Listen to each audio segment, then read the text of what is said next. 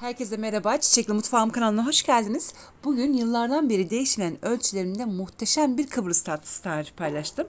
Ölçülerime çok güveniyorum. Yıllardan beri yapmış olduğum ölçülerimdir. Gerçekten de sizi asla yanıltmayacak ve lezzeti de muhteşem olacak. Hiç düşünmeden bu tatlı tarifimi güvenle deneyebilirsiniz. Şimdi hemen bütün püf noktalarıyla tarifime başlıyorum. Öncelikle tatlının şerbetini hazırlamam gerekiyor. Bunun için toplamda 2 su bardağı toz şeker kullandım. Bir tencereye aldım ve görmüş olduğunuz gibi birazcık karamelize ettim. Şekeri birazcık erittim. Renginin değişmesini bekledim. Altın sarısı gibi olmasını bekledim ama tamamının renk değiştirmesini beklemenize gerek yok. Bu miktarda olması yeterli olacaktır ama kesinlikle lütfen yüksek ateşte yapmayalım. Kısık ateşte yaklaşık bir 10 dakika sonra bu halini alacaktır.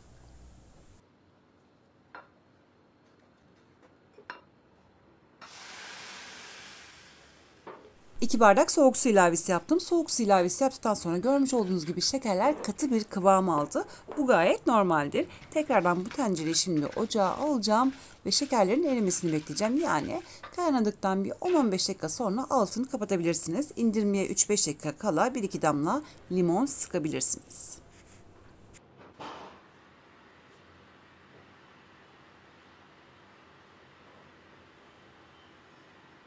Kıbrıs tatlısının kek hamurunu hazırlıyorum. Bunun için 3 tane yumurta ve yarım bardak toz şeker kullandım. Şimdi bu ikiliyi ortalama 3 dakika boyunca güzelce çırpacağım.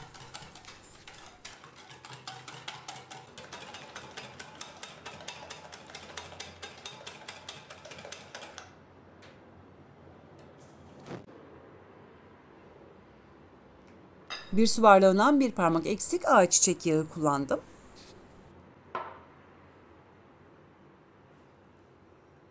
Bir su bardağı galeta unu.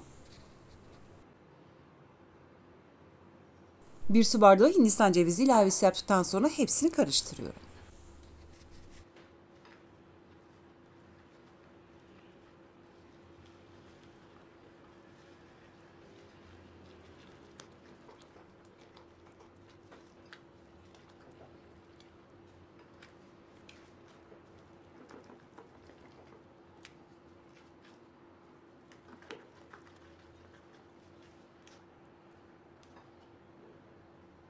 İki paket kabartma tozu ilavesi yaptım. Kabartma tozu ilave ettikten sonra yaklaşık olarak bir 10 dakika bu hamurun güzelce dinlenmesi gerekiyor. Böylelikle kabartma tozunun içindeki kokular da dağılmış olacak. Yerken de sizi rahatsız etmeyecek. O yüzden bu hamuru 10 dakika boyunca dinlendirelim.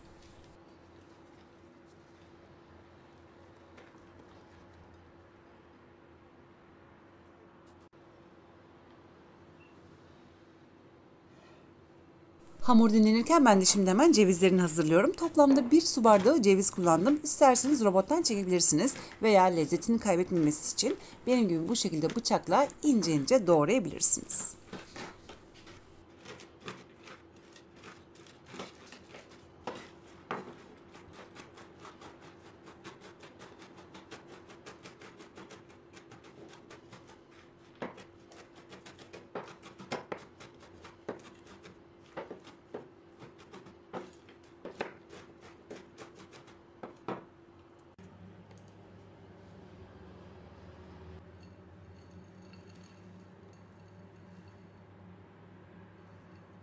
İnce ince doğramış olduğum cevizleri de şimdi hemen kek hamurunun içine ilave ediyorum. Böylelikle kek hamurda yaklaşık olarak 10 dakika boyunca dinlenmiş oldu.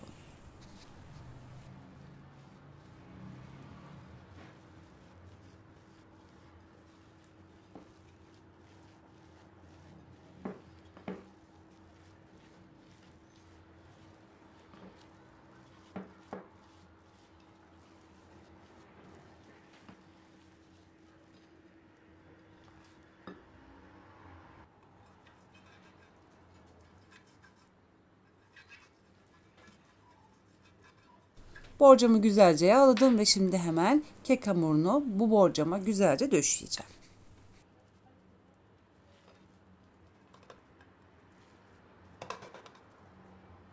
Kek hamurunu artık pişirmeye başlayacağım. Fırında açtım, şu anda ısınıyor.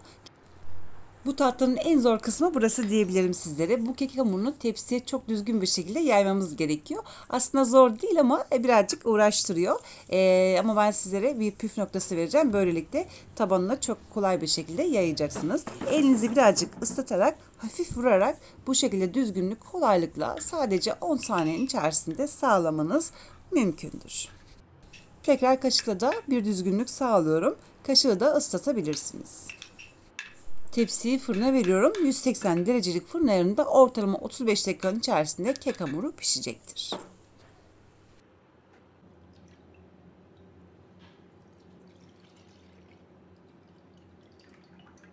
Kek pişerken ben de hemen muhallebisini hazırlıyorum. Toplamda 1 litre süt kullandım.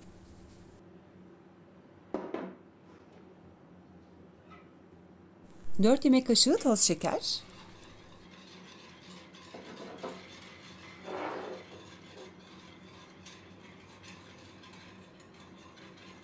1 yemek kaşığı silme buğday nişastası, 4 yemek kaşığı un ilavesi yaptım ve hepsini güzelce karıştırıyorum. Muhallebinin bütün malzemelerini ilave ettim ve şimdi hemen bu tencereyi ocağa alacağım. Orta ateşten birazcık kısık ateşte kaynayana dek karıştıracağım. Bu önemlidir. Mutlaka karıştırmaya devam edelim kaynayana dek. Evet, görmüş olduğunuz gibi artık muhallebi kaynadı. Ocağın altını kıstım ve 2 dakika daha kaynattım ama yine karıştırmaya devam ettim. Şimdi hemen ocaktan indirdim. Ve toplamda bir paket krem şanti ilavesi yapıyorum ve diğer taraftan da karıştırmaya devam ediyorum. Artık ben muhallebiyi ocaktan indirdim.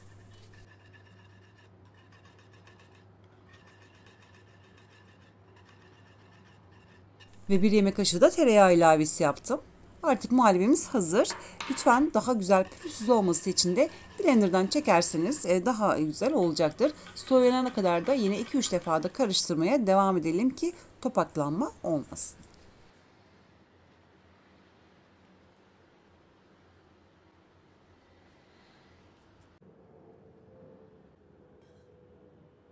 Ve 35 dakikanın sonunda da görmüş olduğunuz gibi keki artık fırından çıkarttım. Nar gibi oldu. Şimdi fırından çıkarttıktan sonra hemen şerbetini vermiyorum. Bir 3 dakika ilk sıcaklığının gitmesini bekliyorum. Ardından da hemen şerbetini vereceğim.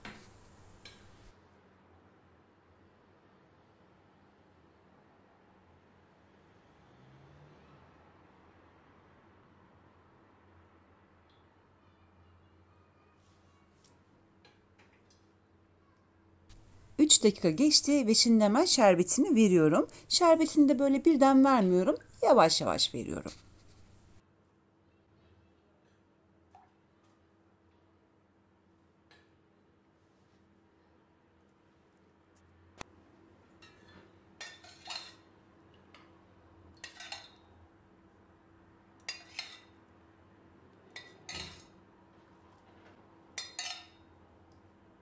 Buradaki en önemli püf noktalarından bir tanesi ve sıklıkla yapılan hatalardan bir tanesi, bu şerbeti hazırlarken şekeri çok fazla yakıyorlar ve şerbeti acı yapıyorlar. Lütfen buna dikkat edelim.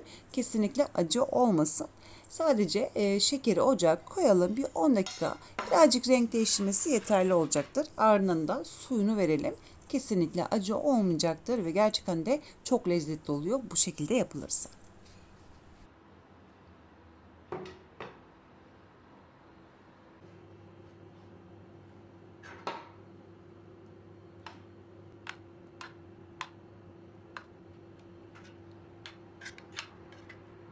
Tatlının şerbetini verdikten sonra tamamen soğumasını bekledim. Şimdi hemen muhallebisini seriyorum.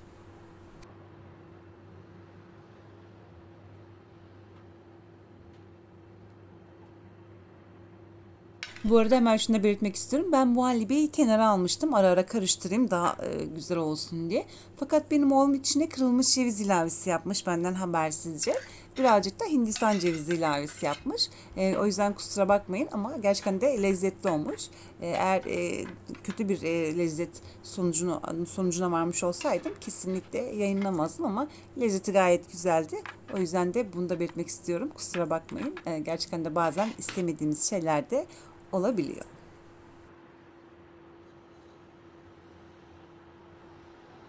Üzeri için yaklaşık olarak 1 su bardağına yakında Hindistan cevizi kullandım.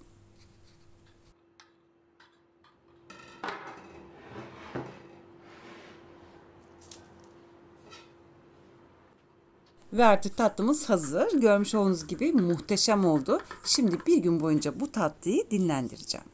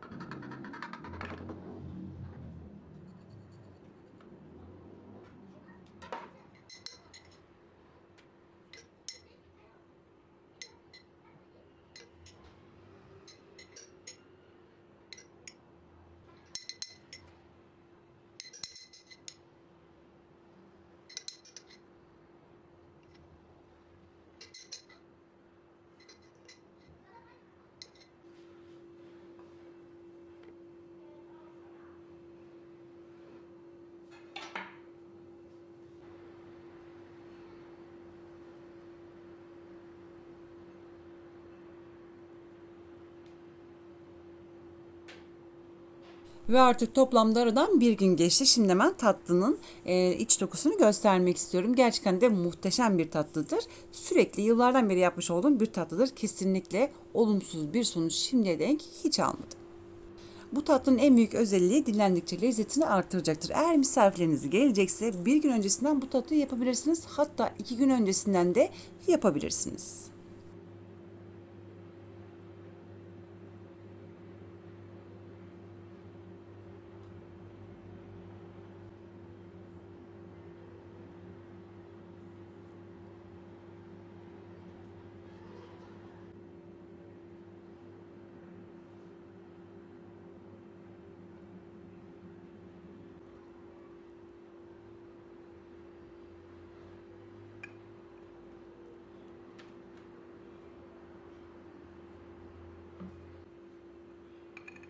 Şöyle tatlıyı hemen yakından göstermek istiyorum. Gerçekten de muhteşem bir tatlı oldu.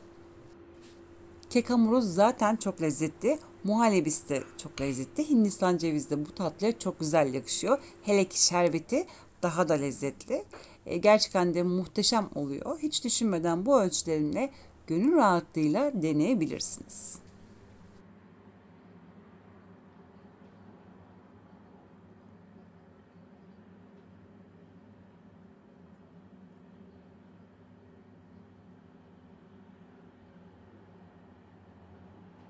Ve böylelikle bir videomun daha sonuna geldik. Kanalıma göstermiş olduğunuz ilginizden dolayı herkese teker teker teşekkür ediyorum. Umarım bu tatlı tarifimi de beğenmişsinizdir. Sizlerden gelecek olan mesajları sabırsızlıkla bekleyerek şimdilik vedalaşıyorum. Yarın yeni videomda tekrar görüşmek dileğiyle. Hoşça kalın.